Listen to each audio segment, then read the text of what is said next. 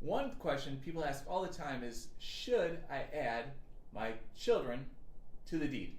That's a great question, and today we'll talk about it for a little bit. I'm Ben Weaver, Illinois attorney. I help folks all over Chicagoland area with real estate, help them buy and sell houses, and also wills, trusts, and other estate plan documents. And today we'll talk about whether you should consider adding an adult child to your deed of the home. Folks have done this for generations, adding an adult child to the deed. The thought is it's an easy way to transfer ownership from yourself to your loved one without having to go through any sort of probate court or having anything done after you've passed away or just gotten older and just want to transfer ownership to your kids. The primary problem is, what happens if something were to happen to your adult child? What if, unfortunately, through no fault of their own, they happen to just get in a car crash and someone sues them? Well, all of a sudden, your house is part of their assets and it could be taken in the lawsuit. So that's a big concern to think about when you're considering adding an adult child to the deed. Also, you should think about any tax implications. Does it make a difference if you add a child to the deed while you're still living versus if it goes through inheritance afterwards? A good idea to talk to an accountant before you make any decision like that. So, what are some alternatives if you want to make sure the house goes directly to your child and you don't want to add them to the deed? Well, one idea is to create a trust.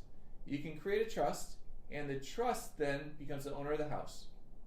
While you're still living, make decisions. You're the trustee of the trust, and you can do whatever you want to. You can take out a loan on the house. You can sell the house if you want to. You're in charge. And then within the trust, you can set it up so that your child is what they call the successor trustee.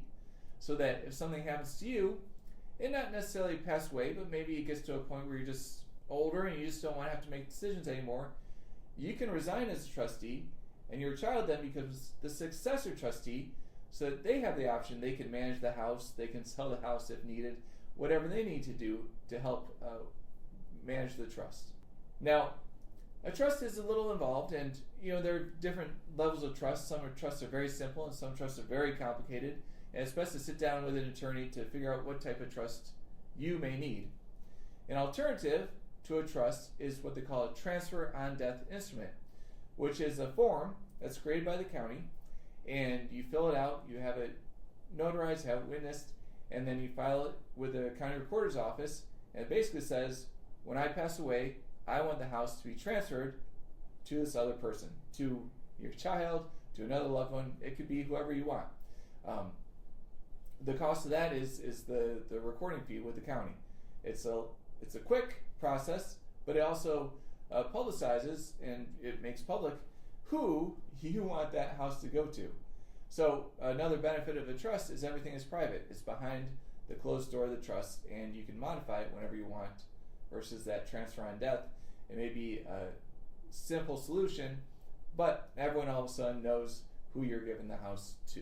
So those are just a few things to think about and consider, and some options to alternatives to the idea of transferring ownership, putting your adult child on the deed. I hope it was helpful. If you have any questions, leave them in the comments below. I'm Ben Weaver, Illinois attorney, and I'll see you in the next video.